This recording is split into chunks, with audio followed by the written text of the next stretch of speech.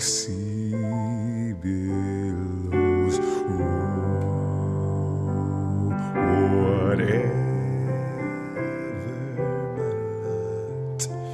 thou hast taught me to say, it is well with my soul. It is well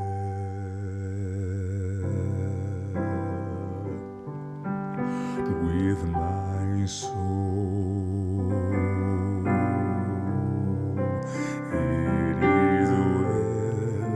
It is well with my soul.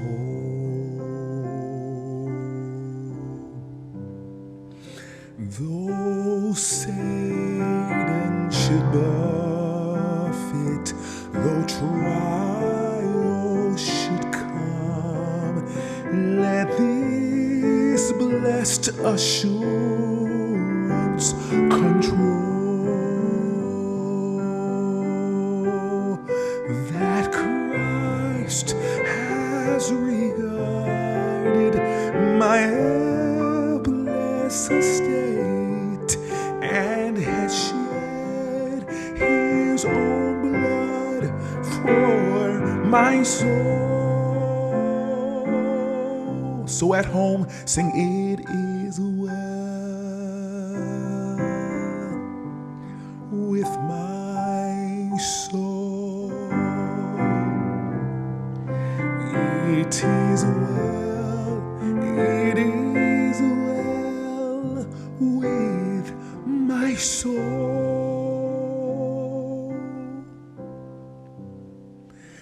And Lord, haste the day when my fate shall be sight, the clouds be rolled back and the scroll, the drum shall resound and the Lord shall descend. Even so, it is well with my soul. It is well with my soul. It is well. It is well with my soul.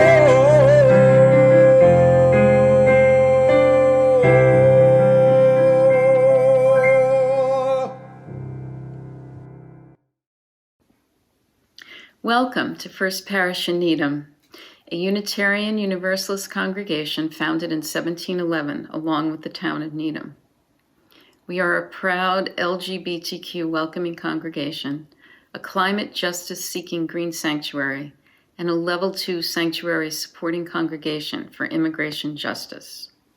Whoever you are, whatever your background, and wherever you're watching from, you are welcome here.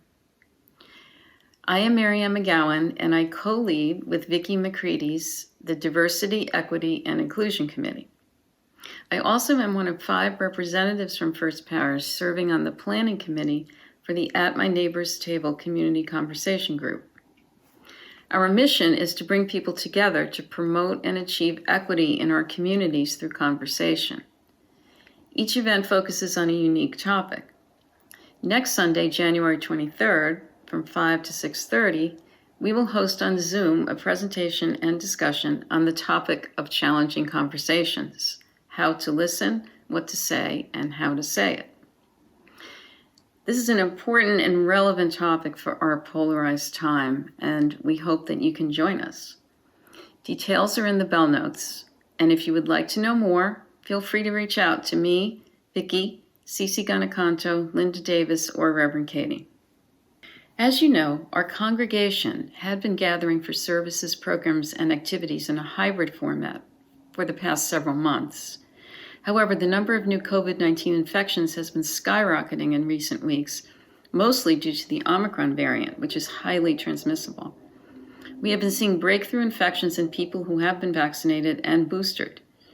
Although the illness has been milder than those from other variants for people who have been vaccinated, it can be serious for those who are unvaccinated or immune compromised. And the long-term risks of this infection are not well known. Because of this development, the Reopening Task Force decided that worship and all church activities would go back to being online for the month of January, and it will reassess the situation at the end of the month. Today's worship service is mostly pre-recorded. This service, as well as subsequent services for the month, can be viewed on Zoom and on our YouTube channel. Despite our building being closed, our faith community is open. We hope that all of you will plug into the Zoom gathering opportunities throughout the week, including Zoom Social Hour after every Sunday service. You can learn more about all that's happening at First Parish by going to our website, uuneedham.org, or by following us on Facebook, Instagram, and YouTube. To get the Zoom links, please sign up for our weekly email newsletter by going to our website and clicking Get Involved Newsletter, or by sending your request to office@uuneedham.org.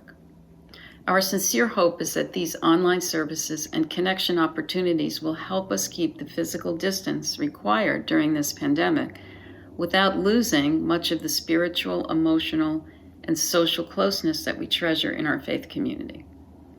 If you're watching this service as it live streams, please take a moment now to say hello and introduce yourself in the YouTube chat. Welcome again to everyone, and good morning. As we light our chalice, symbol of our UU faith, we read words from pagan poet Martha Kirby Capo. I invite you to light a chalice or candle in your home as we read these words together. For some, the chalice cup is a communion cup, freely offered to all who would seek the greater truth. Others see the circle of fellowship in its embracing sides, the sacred hoop of its rim, the ambient energy cradled in its basin, the abiding, grounded strength of its pedestal. May all be lit by the fire of spiritual integrity. So too may we each be bathed in the glow of our shared truth, multifaceted and radiant.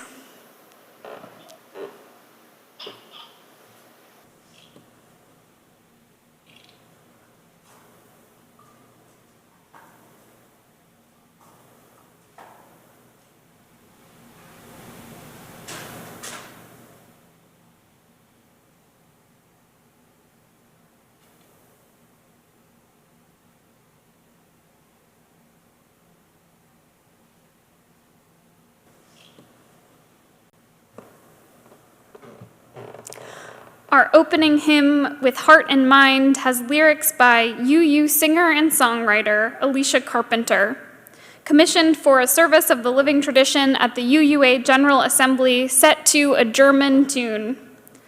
Please join in singing from home our opening hymn this morning, With Heart and Mind.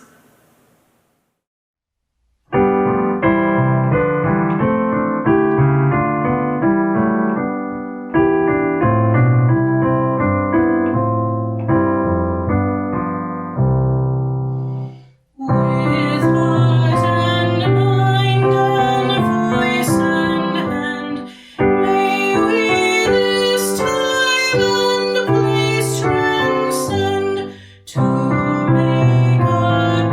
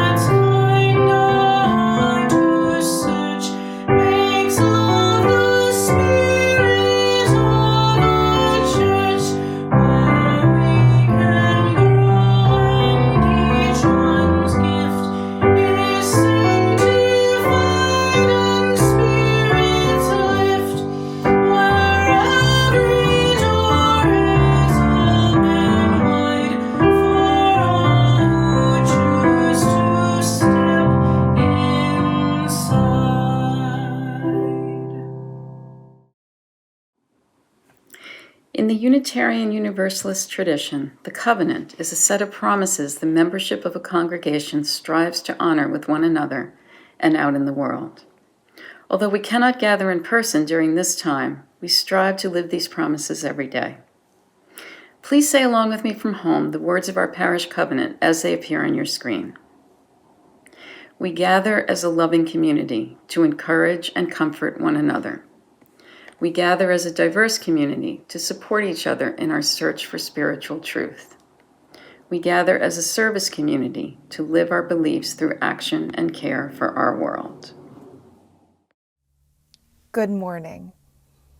This month, we're spending time talking about making trouble, good trouble. This feels especially appropriate in a month in which we commemorate the incredible work of Reverend Dr. Martin Luther King Jr., and it also gives us an opportunity to take stock of ourselves and the ways we can further his work of ending oppression in our world today. But Dr. King did not work alone in advocating for a world free of racism, classism, and other prejudice. Today, we are going to talk about one of his most influential advisors and co-organizers, Bayard Rustin. Our story today of Bayard Rustin's incredible activism comes adapted from the book Holy Troublemakers and Unconventional Saints by Deneen Akers. As the sun rises on Wednesday, August 28, 1963, people are gathering in Washington, D.C. They have come from all over the country to march in one of the most important protests in the history of the U.S. This is the March on Washington for Jobs and Freedom, drawing attention to the injustices Black Americans face at a time when much of the country is still segregated. A charismatic and powerful preacher named Dr. Martin Luther King Jr. is one of the many leaders of the civil rights movement. Later this day, a crowd of at least 250,000 people will listen to him give a speech that will become famous as his I Have a Dream speech on the steps of the Lincoln Memorial. The March on Washington powerfully showed Congress that people wanted civil rights legislation. It also demonstrated that the movement was well organized.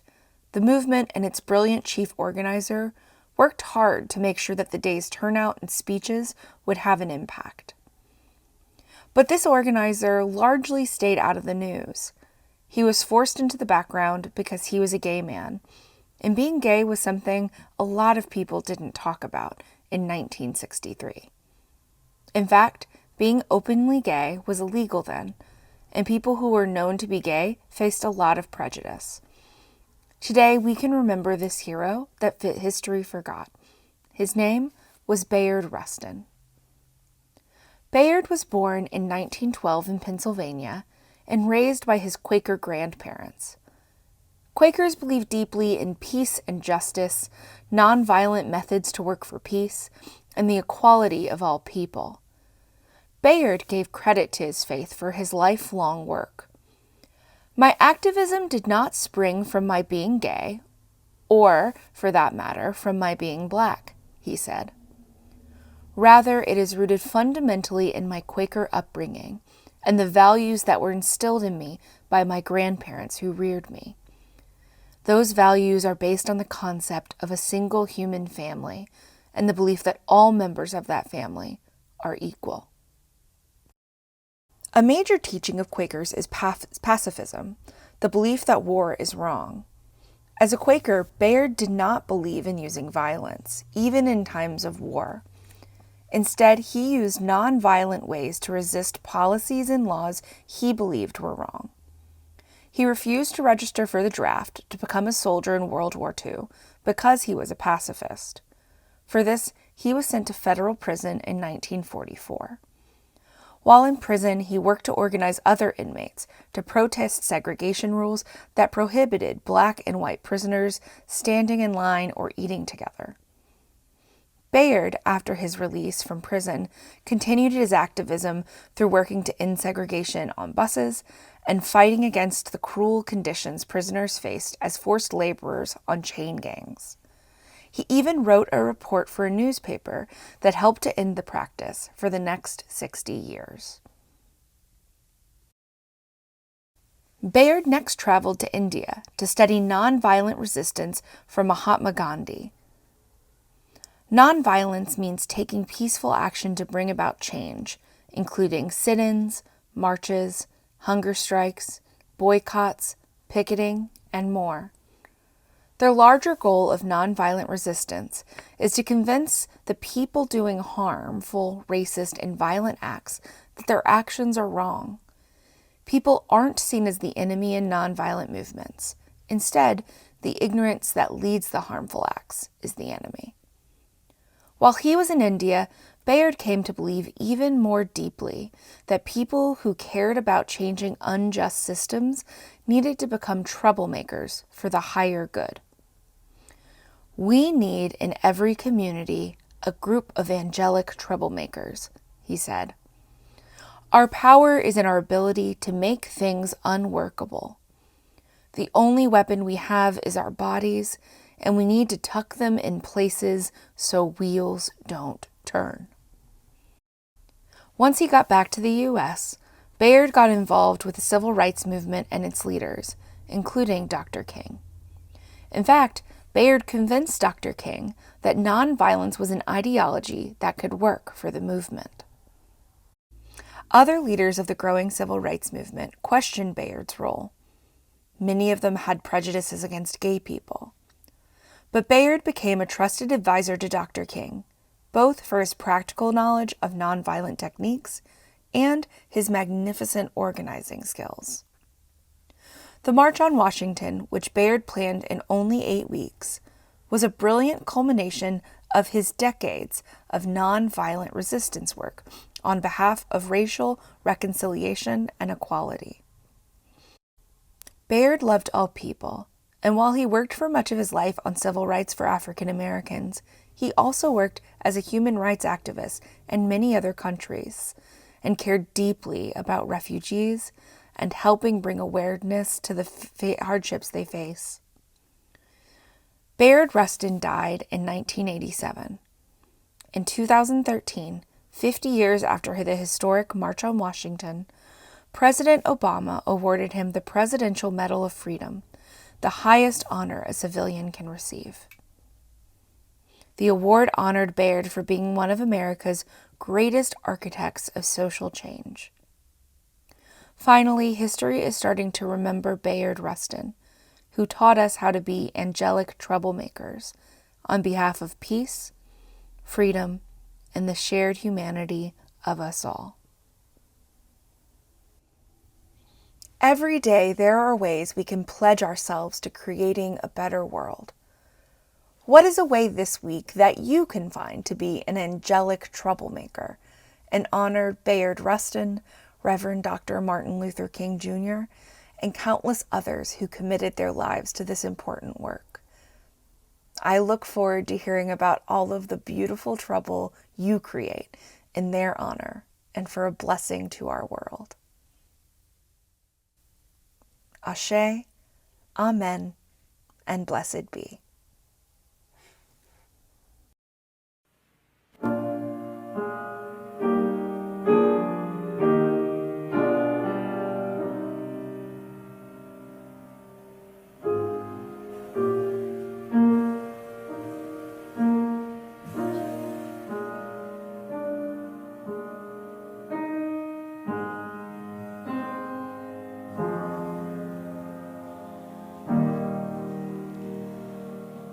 It is now time to share with one another our joys and concerns from the past week.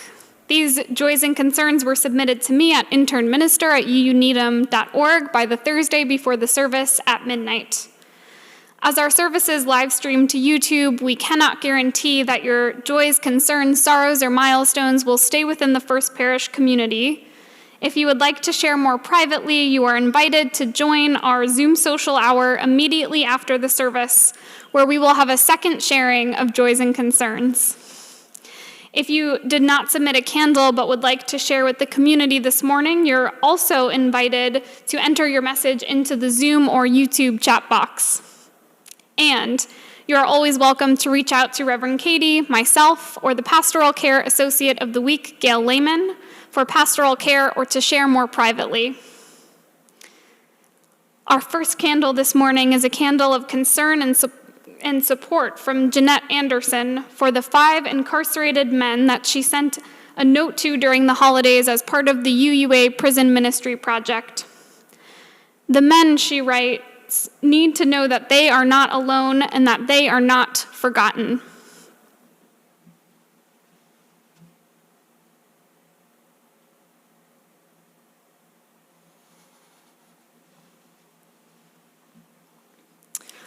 Our next candle this morning is a candle of sorrow and outrage from the First Parish staff over the high-rise apartment building fire on the morning of January 9th in the Bronx in New York City that killed 17 people, including 8 children, and injured 44 more.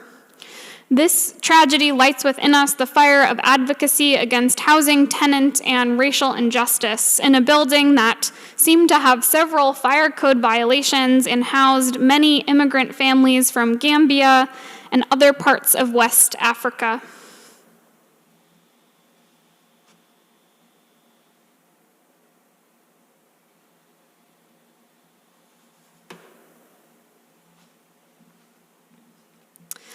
Our next candle this morning is a candle of joy from our former assistant music director, Kate Loftus-Camp. She, her husband Rich, and their daughter Anna welcomed baby brother Richard David, R.D. Loftus, into the world on Wednesday, January 12th. R.D. is 21.9 inches long and 8 pounds, 6 ounces. He and Mom are both doing well.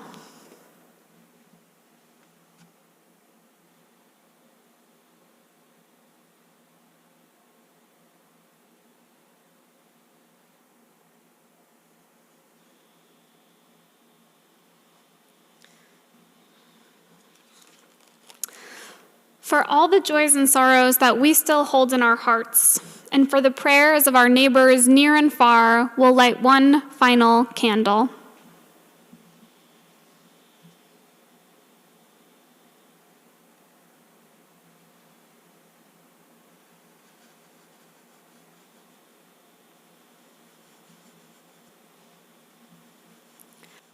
May the peace in this sanctuary be felt too in each of your homes, as we remember that even though apart, we are still deeply connected. Amen. Will you join me now in the spirit of prayer and meditation as we hear these words by UU Minister Reverend Becky Edmiston-Lange with quotes from Isai Barnwell and Stephanie Kaza. Spirit within all, mysterious force giving shape to life, miraculous source and river of being, help us to know who we are, to see our place in the history of the earth and in the family of things. Help us to see that we are part of all that ever was, our grandmother's prayers and our grandfather's dreamings, our mother's courage and our father's hope. In our bones lies the calcium of antediluvian creatures. In our veins courses the water of seas. We are part of all that ever was. Born of this earth, riders upon a cosmic ocean, we are not separate from nature. We are nature.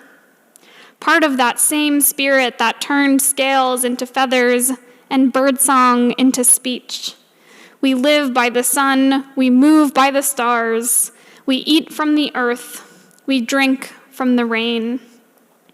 Oh, great Spirit, help us know who we are and fill us with such love for this holy creation and gratitude for this awesome gift that we call living, that we might claim our inheritance and live out our calling to bless the world and each other with our care.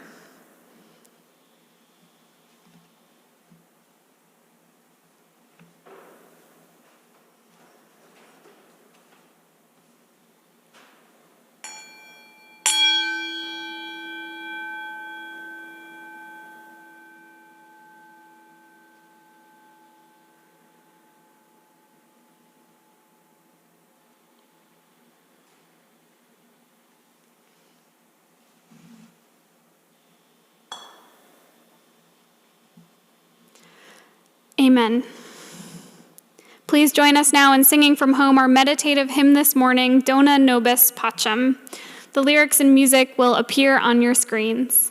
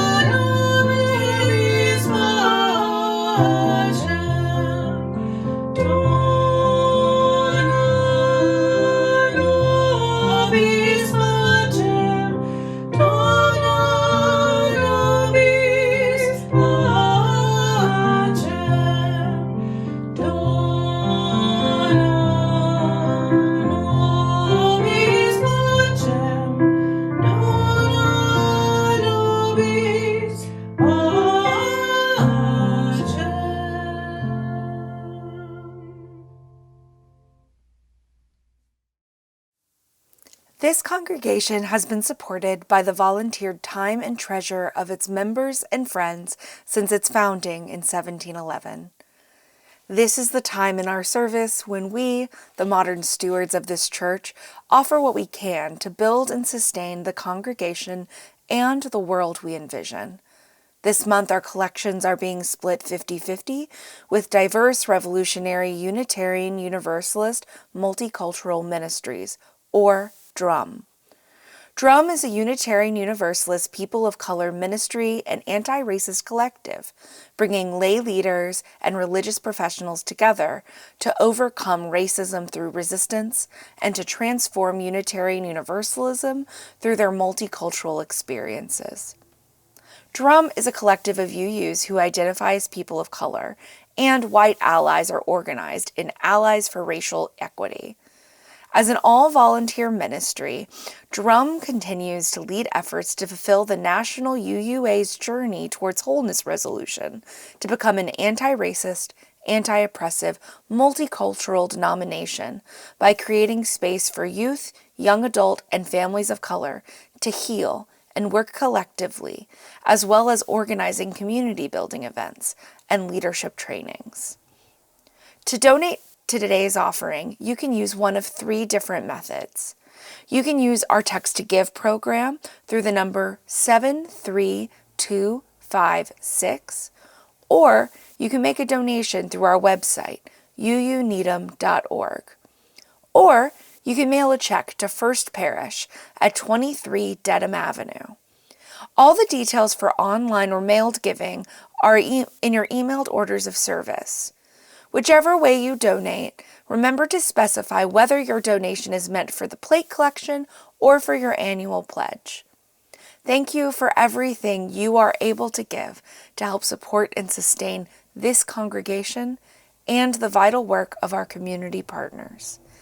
And many thanks to Eleanor Brady for our flowers today in memory of Pat Brady and his birthday.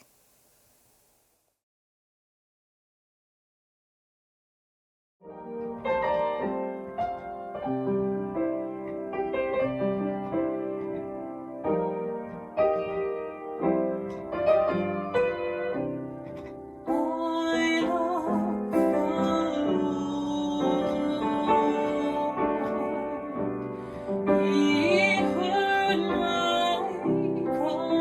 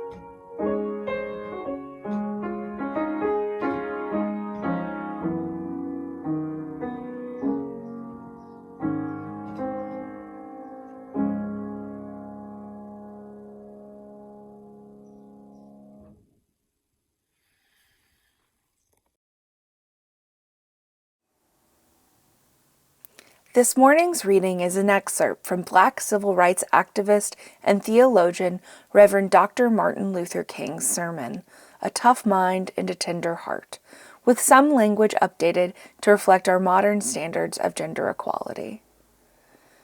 A French philosopher once said that no person is so strong unless they bear within their character antitheses strongly marked.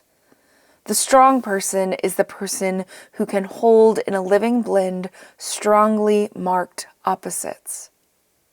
Very seldom do people achieve this balance of opposites.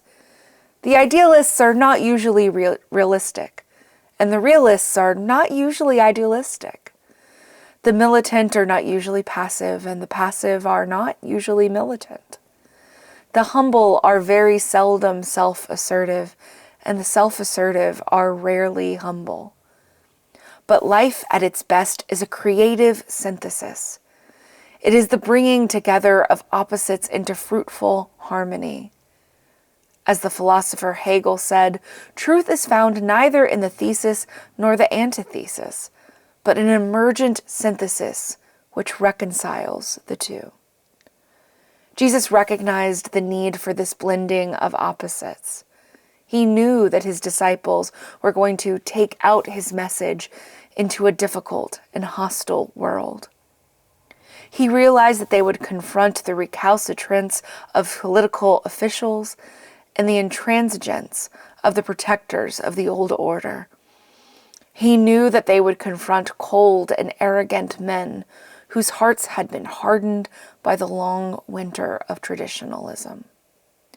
So, he said to them, "Behold, I send you forth as sheep in the midst of wolves."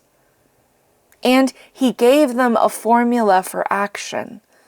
"Be ye therefore wise as serpents and harmless as doves."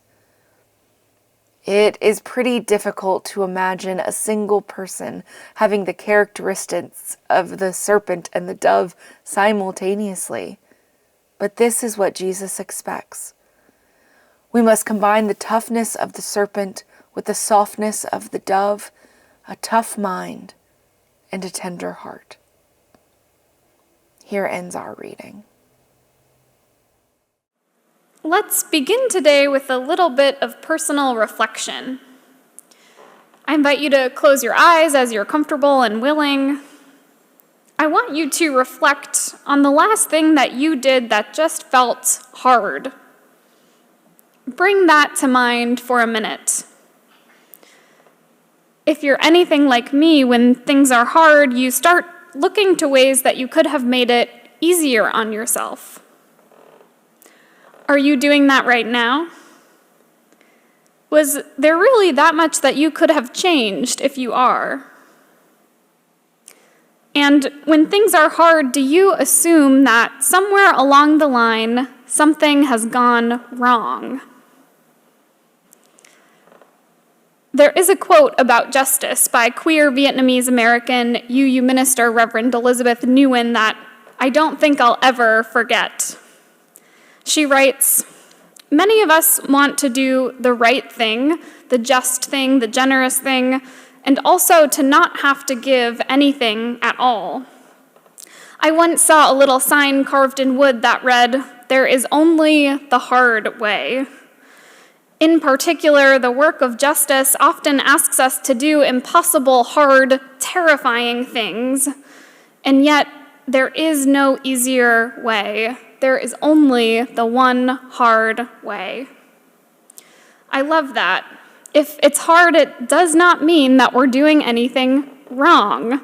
I'll say that again. If it's hard, it does not mean we've done anything wrong. The service this morning on this MLK Sunday is all about one of Reverend Dr. Martin Luther King Jr.'s most towering gifts and attributes, integrity. And I want you to keep this in mind, Reverend Elizabeth's words, as we explore this theme of integrity. Sometimes there is no easier way, only the one hard way. I think it's important to be clear first about the scope of this thing we call integrity. There is, first and foremost, integrity on a systemic or justice-seeking scale. For instance, you might find yourself in a position to act out your commitment to anti-oppression by challenging someone in a position of power out of your integrity. I think we need to do this way because the other way centers white voices.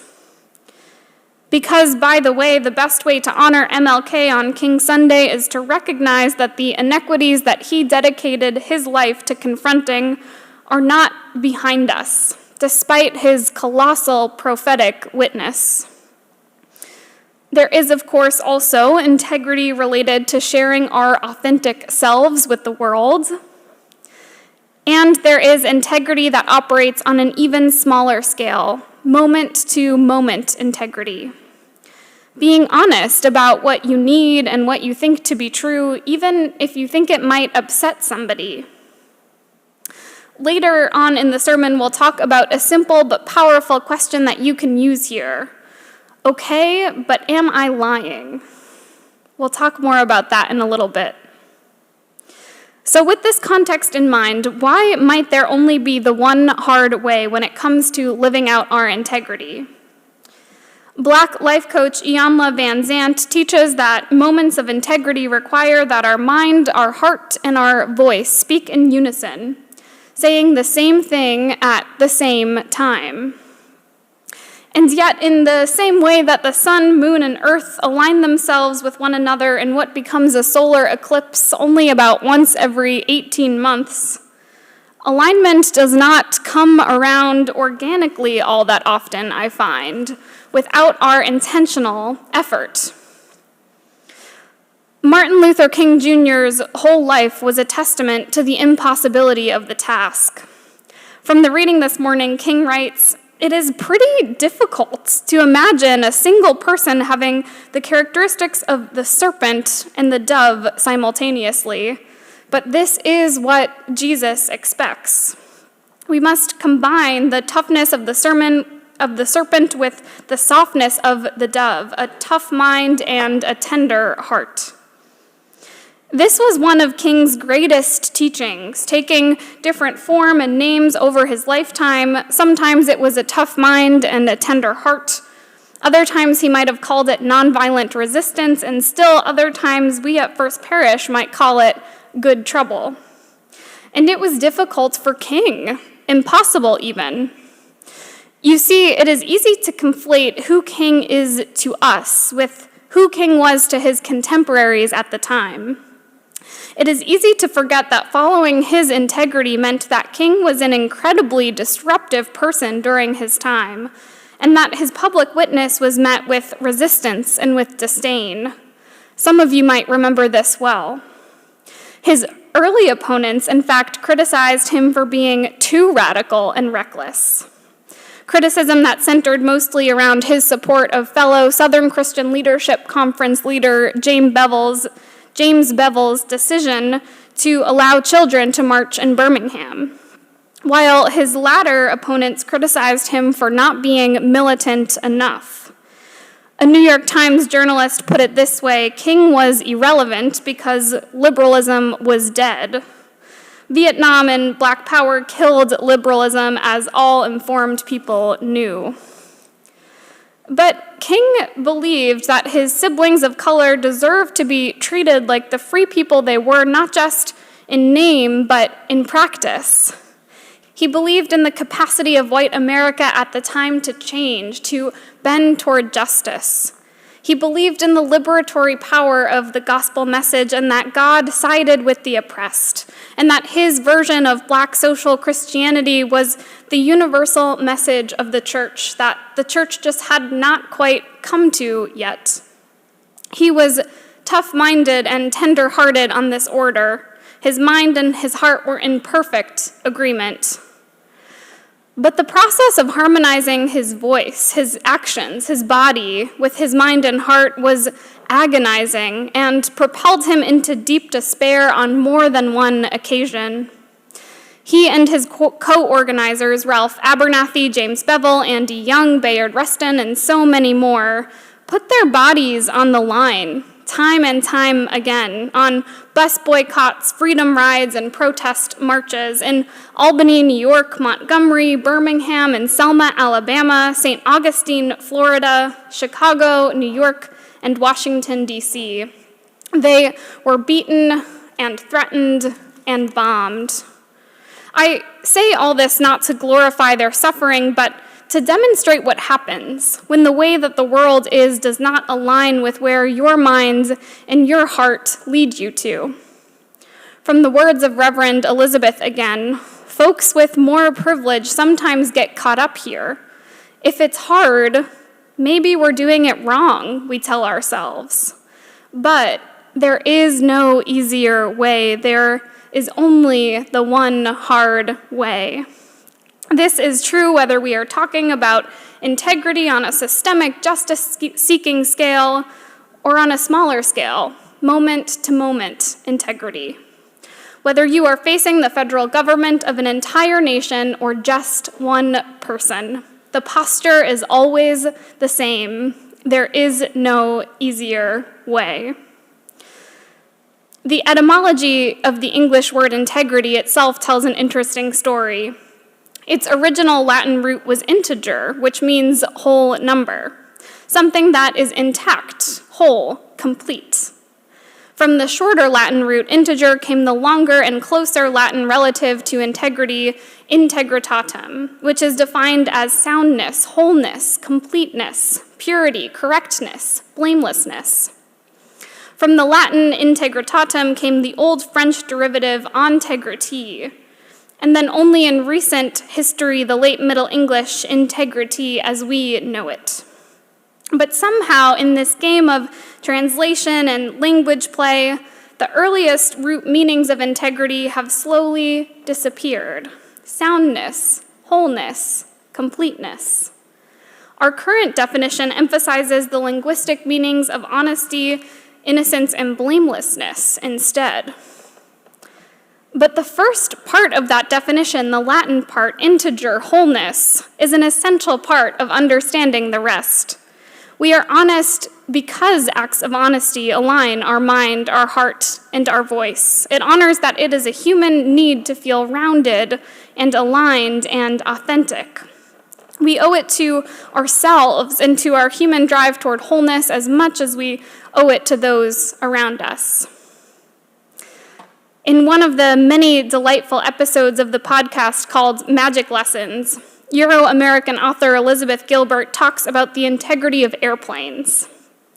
During their mechanical checks, aviation engineers and flight crews check to make sure that the integrity of the plane is intact, which is to say that everything that is essential to flying, the wings, the structural components, the landing gear, emergency systems, the engine, are all working properly so that the plane can successfully do what it was made to do. So that's transport folks safely from destination A to destination B by traveling through the air. If any of those essential systems are malfunctioning, for instance, if there is damage on an important part of the wing, the integrity of the plane is compromised, and the plane will not do what it was made to do. It is strange, but people take these integrity checks on airplanes very seriously. Engineers and flight crews know that they need to address the integrity problem before doing anything else with that plane, and definitely before letting someone try to take that plane off the ground. As humans, we're not all that different from airplanes, at least in this one way. Integrity, integritatem, soundness, wholeness, completeness. Just like airplanes, there are certain ways that humans were built for optimal functioning. By this, I mean that our bodies know when we're out of integrity, and over time, we just don't feel well with it. Euro-American speaker and teacher Martha Beck teaches about this thing called an integrity cleanse, wherein every 30 minutes you set your watch or a timer on your phone to go off.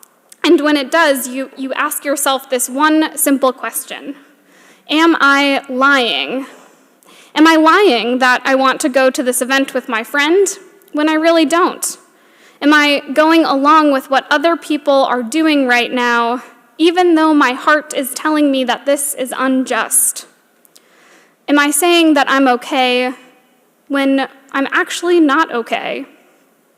Every 30 minutes, the timer beeps. Am I lying? I love that. It sounds hard. One of the most sacred texts for our Hindu siblings is the Bhagavad Gita. In it, the story's mortal protagonist, the great warrior Arjuna, is charged with trying to win back control of a kingdom that had fallen to corrupt leadership by his very own uncle, which had devastated the kingdom and endangered its inhabitants for years. He believes that this will require him to wage battle against his own relatives and friends, against his uncle, of course, but also against all of his cousins who had come to support their father. In his commentary on the Gita, Graham Schweig writes, "The Gita begins then by introducing a seemingly irresolvable ethical challenge.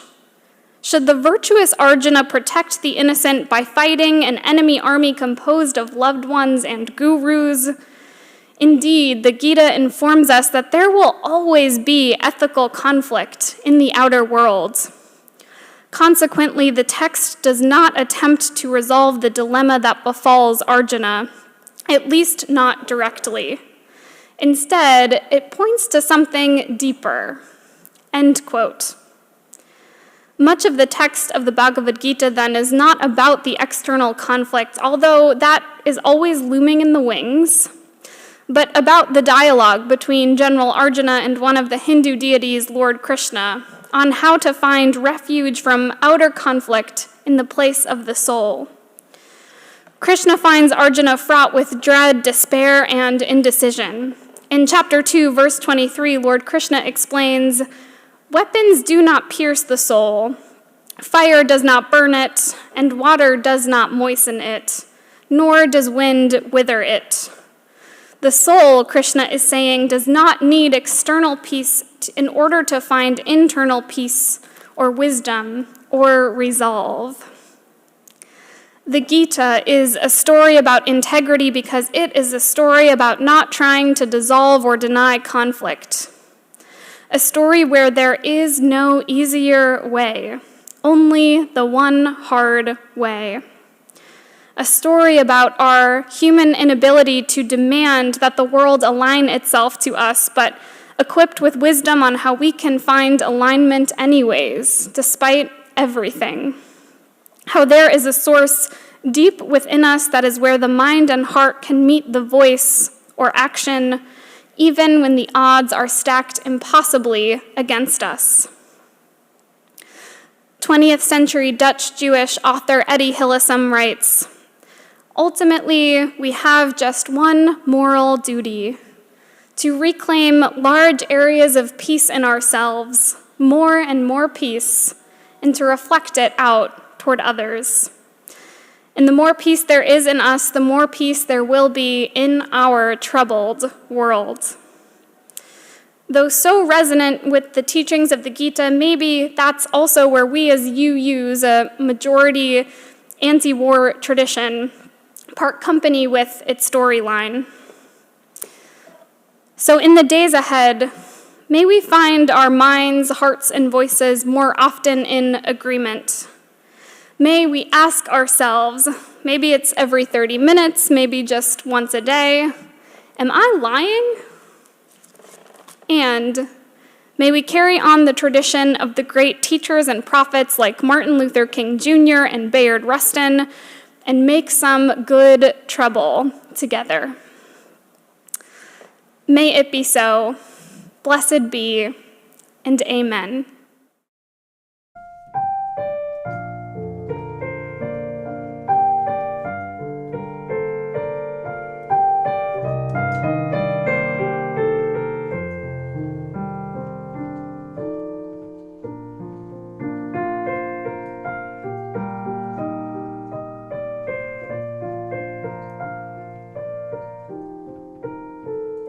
He's got the whole world in his hands. He's got the whole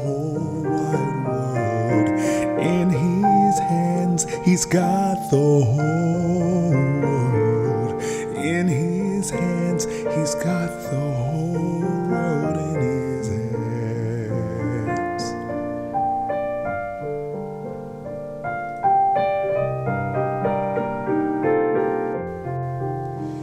He's got all the power in his hands. He's got all the power right in his hands. He's got all the power in his hands. He's got the whole world in his hands.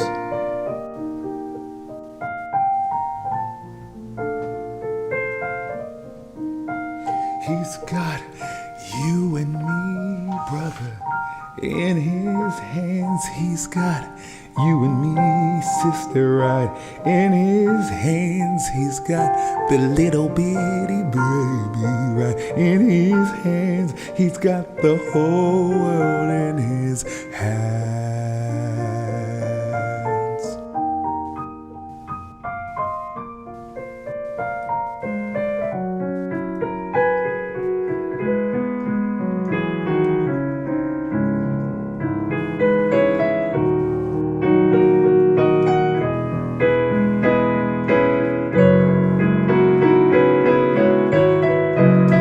He's got mothers and fathers in his hands. He's got the stars and the moon right in his hands. He's got everybody right in his hands. He's got the whole world in his hands.